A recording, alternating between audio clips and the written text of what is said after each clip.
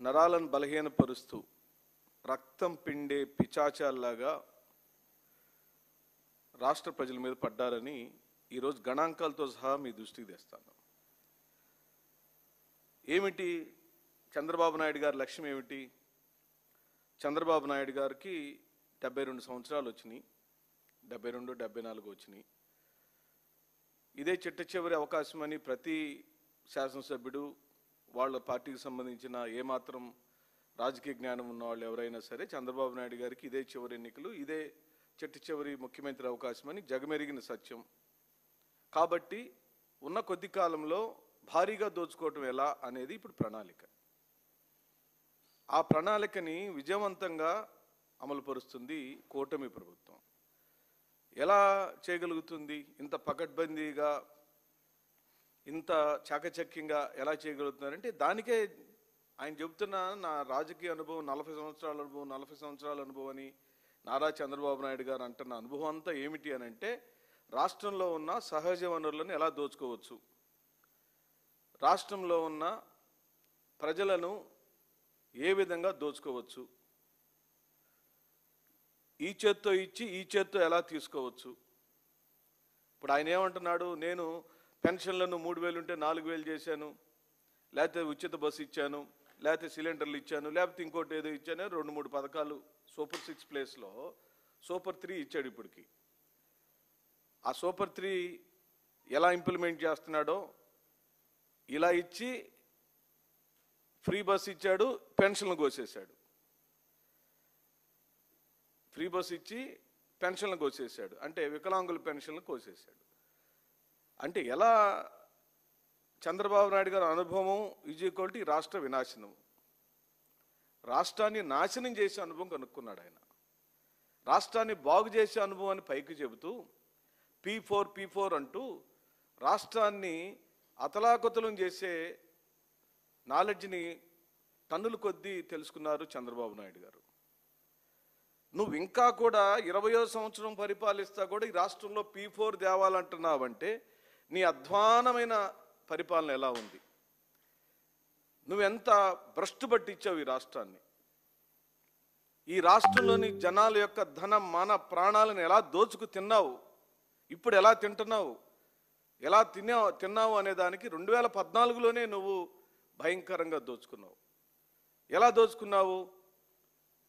ప్రభుత్వము ఉదాహరణకు ఒక 100 షాపులు పెట్టాలని ప్రభుత్వం పర్మిషన్లు ఇస్తే నీ అనునాయులతో, నీ ఎమ్మెల్యేలతో, నీ పార్టీ సంబంధించిన కార్యకర్తలతో 100ని 1000 బెల్ట్ షాపులుగా మార్చేసావు.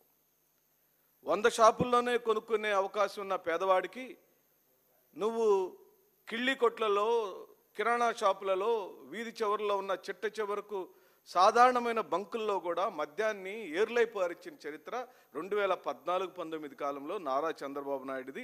అవునా కాదా?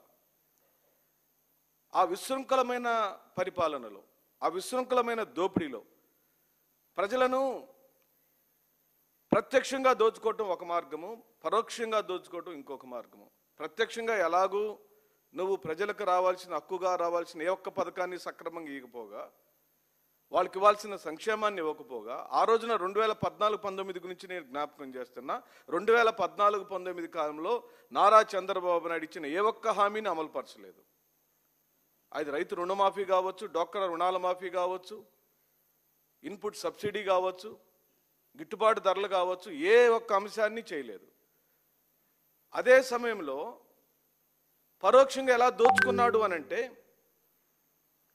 ఇదిగో ఈ మద్యాన్ని ఏరులై పారించడం ద్వారా సామాన్యుడు సాయంత్రానికి ఏదో అలసిపోయి ఒక కోట మందు తాగుదామని బజారుకి వెళ్తే కిళ్ళి బంకుల్లో ఊరికే పప్పు బెల్లాల్లాగా దొరికినట్టుగా మద్యం దొరికింది. అలా లేదు ప్రభుత్వంలో, ఆ చట్టంలో లేదు. నువ్వు తెచ్చావు. కేవలం నీ కార్యకర్తలకు అదొక ఆదాయ మార్గంగా చేసావు. ఈ పరిపాలన క్రమానంతా చూసిన మా గౌరవ ముఖ్యమంత్రి గారు, మాజీ ముఖ్యమంత్రి వర్యులు వైఎస్ జగన్మోహన్ రెడ్డి గారు సంస్కరణలు తెచ్చాడు. ఏం సంస్కరణలు తెచ్చాడు? నువ్వు మద్యాన్ని ఏరులై పాలిస్తే ఆ మద్యాన్ని కుదించాడు, ఆ మద్యాన్ని మినిమైజ్ చేశాడు, ఆ మద్యాన్ని అనుకోంగులను కొనుక్కోవటానికి అవకాశం లేకుండా చేశాడు. ఇదిగో ఈ సమయంలో మాత్రమే మద్యాన్ని అమ్మాలి అని 11 గంటల నుంచి సాయంత్రం 7 గంటలకు దుకాణాలు బంద్. కావాలంటే రండి. వైఎస్ జగన్మోహన్ రెడ్డి గారి పరిపాలనలో ఉదయం 11 గంటల నుంచి సాయంత్రం 7-8 గంటల కల్లా మద్యం షాపులని రాష్ట్రం అంతా బంద్. ఎక్కడ కూడా మద్యం దొరికేది కాదు. ఆ రోజు బెల్ట్ షాపులు లేవు, ఆ రోజున ఆ బార్ పర్మిట్స్ లేవు. చేసి ఒక పకడ్బందీగా తన అక్కా చెల్లెళ్ళ యొక్క ముఖంలో వెలుగు చూడాలి. నేను ఇచ్చిన పథకాలన్నీ కూడా డబ్బులు ఎక్కడ కూడా వృధా అవడానికి వీల్లేదు.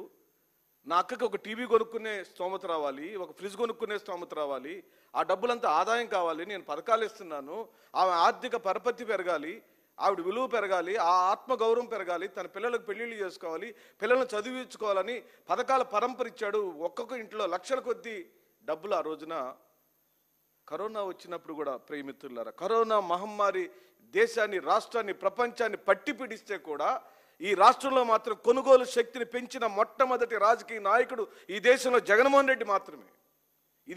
ఇది ముమ్మాటికి చరిత్రే. ఇది ఎవ్వడు తీసేయలేని చరిత్ర. ఈ రోజున నువ్వేం చేశావు? ఆ కుటుంబాలను చిన్నాభిన్నం చేస్తున్నావు. ఆ జగన్మోహన్ రెడ్డి గారు ఇచ్చిన సంక్షేమ పథకాలని ఉక్కుపాదంతో తొక్కి పడేశావు. వాళ్ళు మళ్ళీ కోలుకోలేకుండా చేస్తున్నావు. పథకాలు వస్తున్నాయి కదా అని పిల్లలను బాగా చదివిపించుకుందామని ఆశపడిన ప్రతి ఒక్క తల్లి యొక్క గుండెని కోతగా వస్తున్నావు. సరే, నువ్వు పథకాలు ఇవ్వలేకపోతే పోయావు, కాయా కష్టం చేసుకుని డబ్బులు తెచ్చుకుంటే ఆ డబ్బుల్ని ఆ భర్తలు తీసుకెళ్ళి గంగపాలు చేసే కార్యక్రమం చేస్తున్నావు. మద్యాన్ని ఏర్లై పారిస్తున్నావు. బార్ పర్మిట్ల ద్వారా విశృంఖలంగా ఈ రాష్ట్రాన్ని నువ్వు దోచుకొని తింటున్నావని చెప్పంటున్నావు. అదే జగన్మోహన్ రెడ్డి గారు ఈ రాష్ట్రంలో చేసిన తప్పు.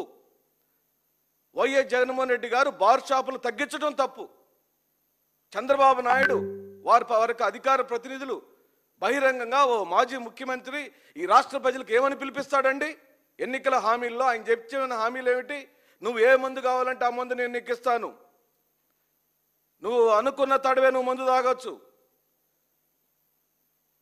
ఏ బ్రాండ్ కావాలంటే ఆ బ్రాండ్ అమ్మిస్తాను, నువ్వు ధరలకేం సంబంధం లేదు, నువ్వు ఎంత ధర అయినా పెట్టి కొనుక్కోవచ్చు. ఇదండి సిగ్గుండక్కర్లేదండి?